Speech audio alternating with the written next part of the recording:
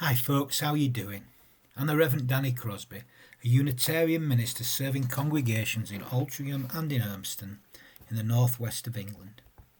I do hope you're able to find the love and witness the blessings that are in life in these difficult times. It's very hard, my friends, I know that. But we are all in this one together. No one can doubt that anymore. So I'm offering these devotions as a little bit of hope, doing what I can, playing my role, trying to be a part of the solution, doing the bits I can do. They're offered as a balm for the heart, the mind, the spirit and the soul. And the title for today's reflection is The Wounded Healer. So I invite us to still ourselves. Let's invite a loving presence to be here amongst us and to awaken from deep, deep within us.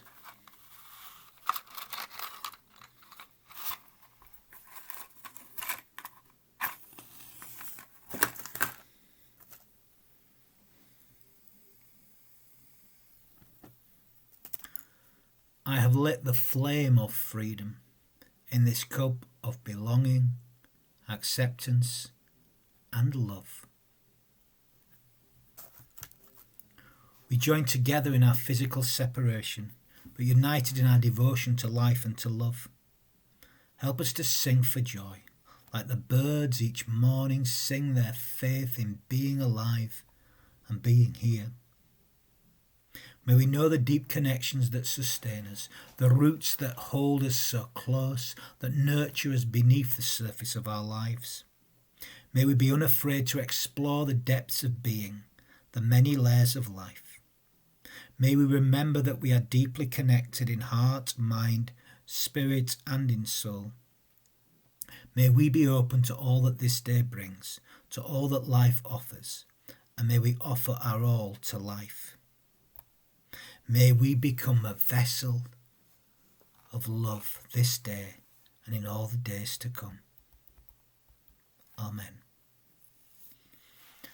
Have you ever heard the phrase wounded healer?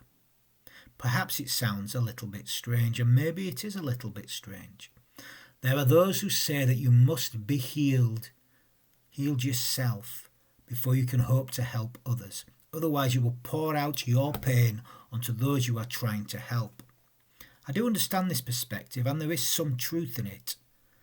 And yet somehow the fear, the lack of faith in it seems to miss the whole point, I think. If you wait until you are whole, until you are perfect before being of use to others, you may be waiting a very, very long time. On to eternity, I suspect. No.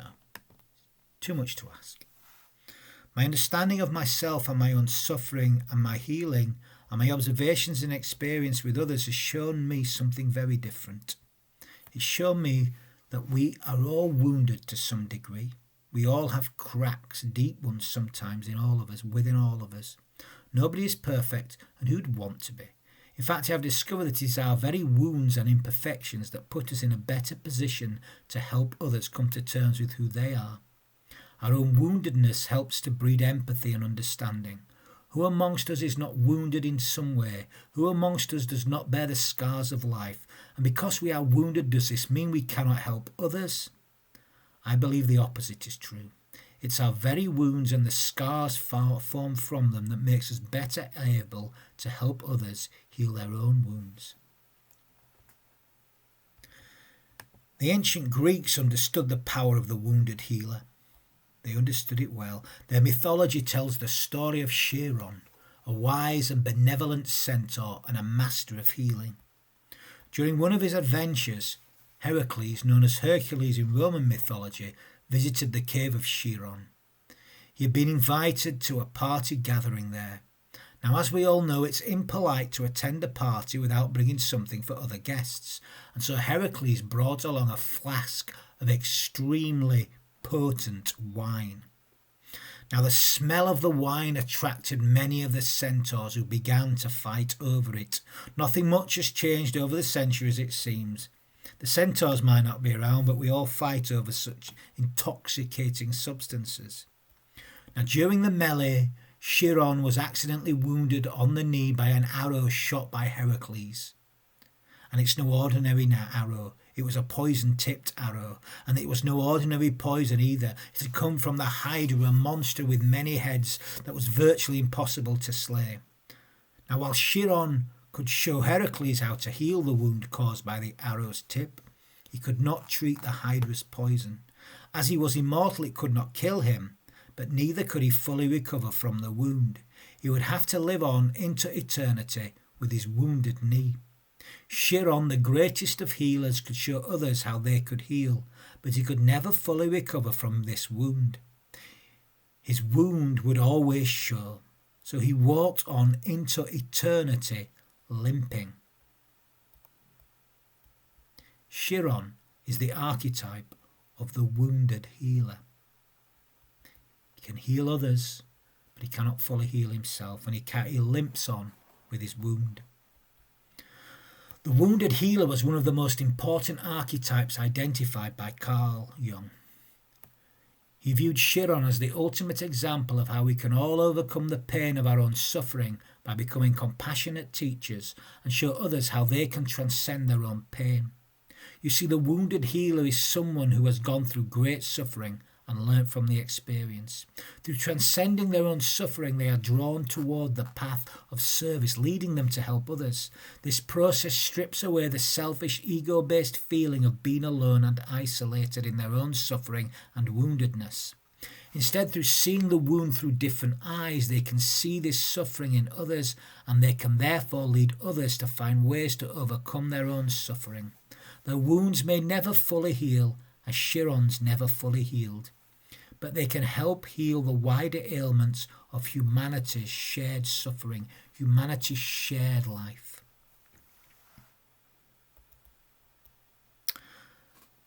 Brings a question to my mind: how do we create environments then where wounded healers can operate?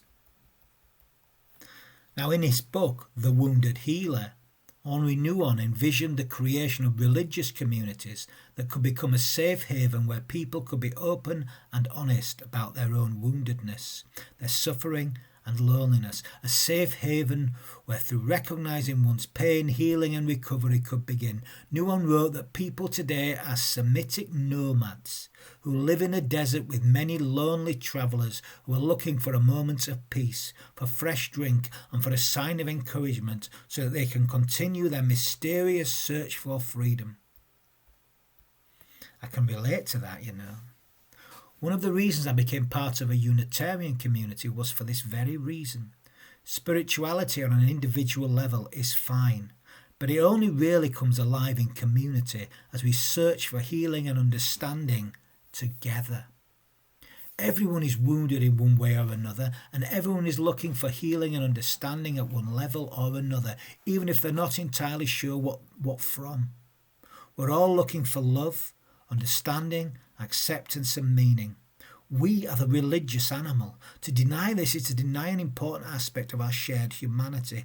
None of us, though, are the experts.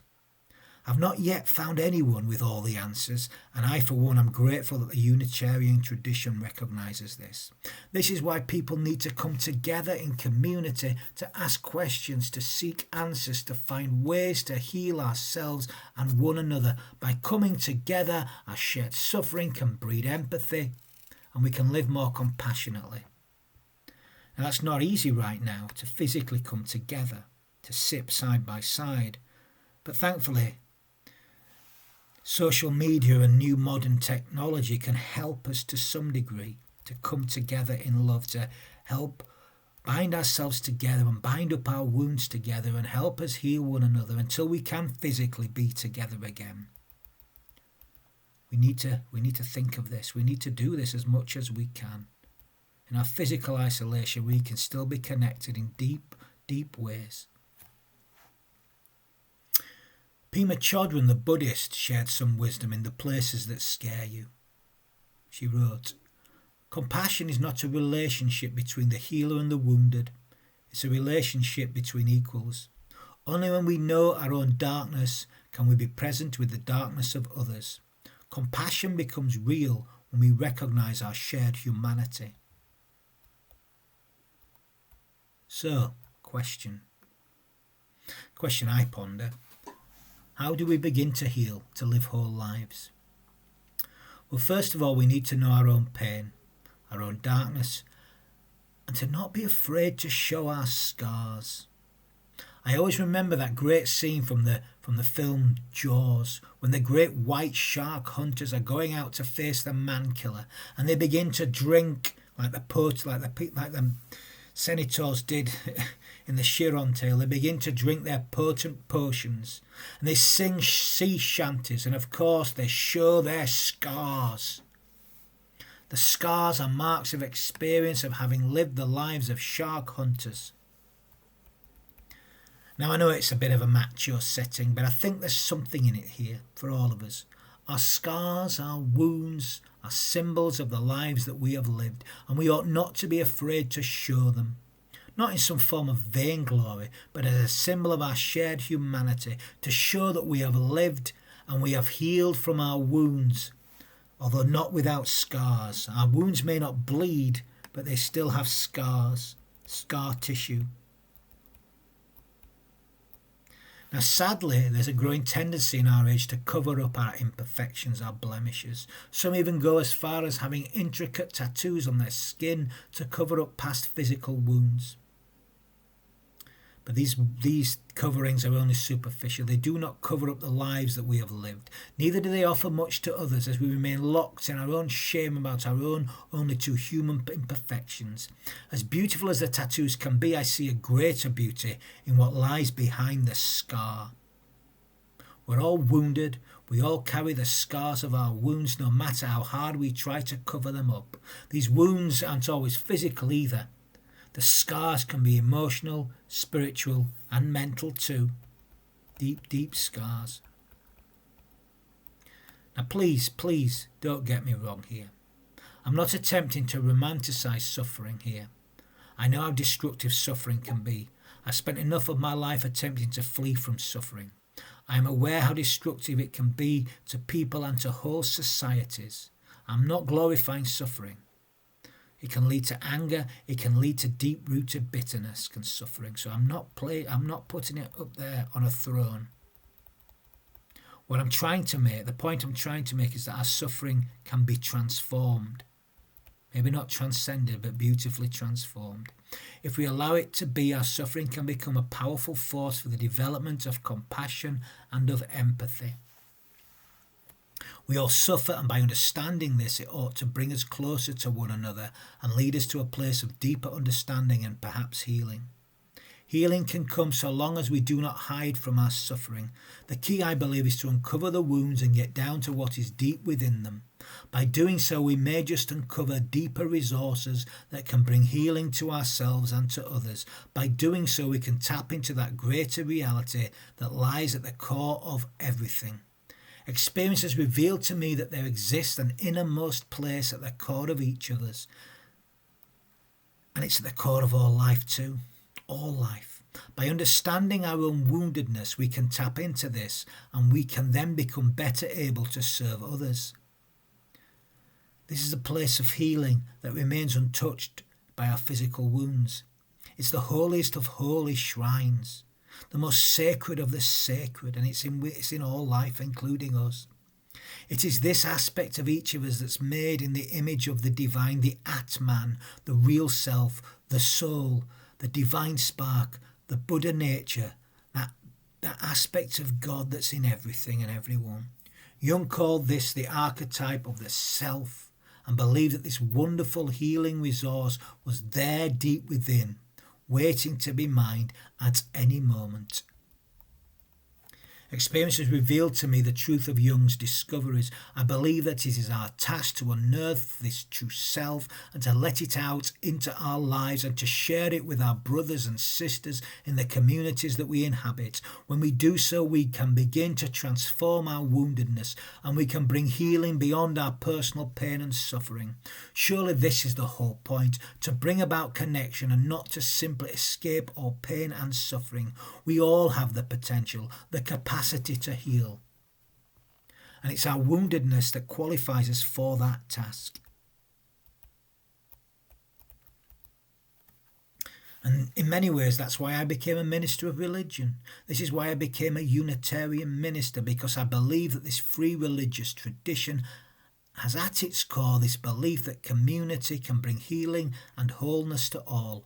We say all are welcome here. Come as you are, exactly as you are. And I add, but do not expect to leave in exactly the same condition. Surely this is the primary task, the primary purpose. If it isn't, why do we exist? Such communities, I believe, are not merely here to serve the individuals present within them, but also the wider human community. We are a free religious communities. We do not say that you must believe this, or that to commune here with us you must believe this. We say, come as you are, exactly as you are. But we also dare say, but don't expect to leave in exactly the same condition. I've never left in exactly the same condition from anything. We're here to bring wholeness, not just offer freedom. To bring healing for those that need it, to bring wholeness to life. Such communities, including the ones I lead, are not perfect, but then what in life is perfect? What doesn't have cracks and scars? We all bear the scars of life, some inflicted by others and some inflicted by ourselves. I have discovered it's only by accepting and fully understanding this that we make ourselves better able to help others, help them come to terms with who they are and live a life of service for the good of all. I'm yet to meet a perfect person anywhere in life, including the communities I serve or have been part of. That said, I've met some of the most beautiful people on God's earth during my time amongst these people. Do you know what I call them? My favourite people. I call them the beautifully strange. Or maybe the strangely beautiful. No, the beautifully strange. The beautifully strange, the wounded healer.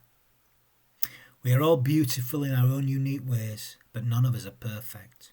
By fully understanding and accepting this, we can begin to invite the other perfectly imperfect, beautiful soul into our lives, and by doing so we might just find ways to bring wholeness to our own lives and the lives of all our brothers and sisters. Henri Nouwen wrote, "We do not know where we will be in 2, 10 or 20 years from now." We don't know where we're going to be from next week, by the way.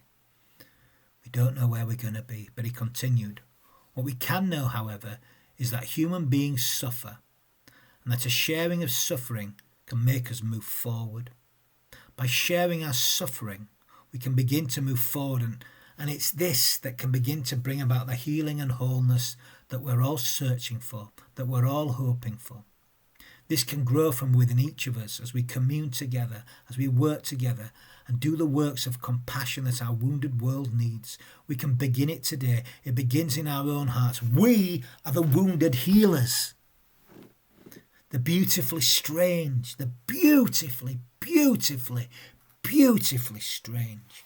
Don't be afraid to show your scars. They're symbols of a life lived, of surviving.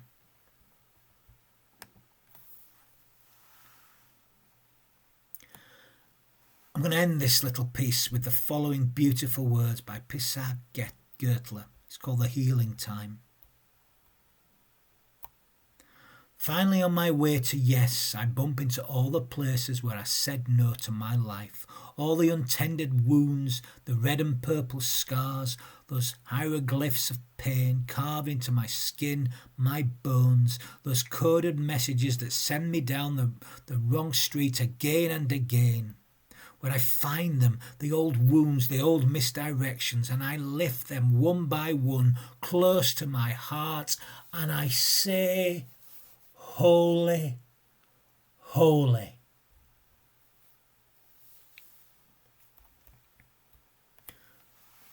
Come with me on a journey under the skin. Show our scars, you beautifully, beautifully strange people. Come with me on a journey under the skin. Come with me and we'll find the pan within Come with me and we'll find the pan with me, pan within. Come with me, you beautifully, beautifully, beautifully strange people. I love you all. And I'm going to end today's reflection with a few words of blessing. We need to bless more. And we're all here to bless more. We bless by giving our whole hearts to life, making life holy, whole. Holy, whole. Give our whole hearts to life. Make life holy, whole. So let's begin now. Let's give our whole hearts to life. So I offer these final words of blessing. May the love that gives to life its beauty, the reverence that gives to life its sacredness, and the purposes that give to life its deep significance, may they be strong within each of us and lead us into ever-deepening relationships with all of life. And may the love of God awaken deep within all of us, and may it do so in all that we feel, in all that we think, in all that we say, in all that we do. Go in love. You beautifully, beautifully, beautifully strange people. I love you all. Amen.